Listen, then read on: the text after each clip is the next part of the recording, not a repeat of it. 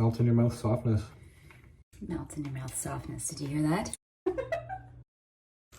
Organic or locally farmed chicken is my absolute favorite source of lean protein, so I always make sure to have some prepped in the fridge for the week.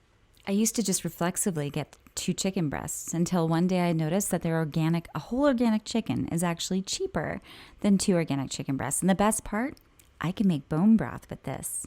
I'll share a video soon on how I do that. But once you have that chicken ready, there's so many things that you can do. I love stuffing baked potatoes, adding it to my favorite soup, making countless of different types of chicken wraps, and of course, big salad bowls. In order to do this, you want to keep your chicken pretty simple, and I achieve that by using 5 simple ingredients. 1 whole lemon, 1 head of garlic, some salt, some pepper, some butter, and of course your chicken.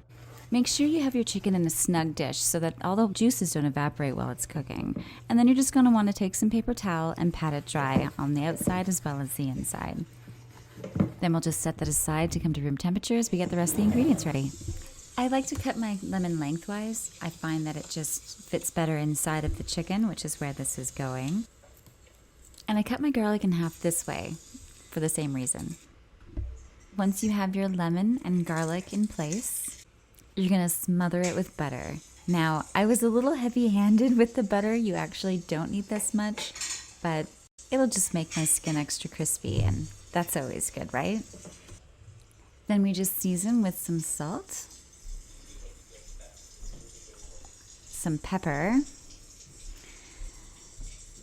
and then we're going to put it in an oven, a preheated oven at 425 for 1 hour and 15 minutes. The rule of thumb is that it's around 15 minutes per pound at that temperature, and mine was a little over 4 pounds, and look at this. It came out perfect. I let mine cool completely, and then I cut it up, and now I've got my chicken all ready for the week for my meal prep. And of course, hang on to those bones. Don't toss those out, because we're going to be making bone broth with them. And there you have it. No, for real. Oh, no. Can't stop eating it. So good. Gotta try it.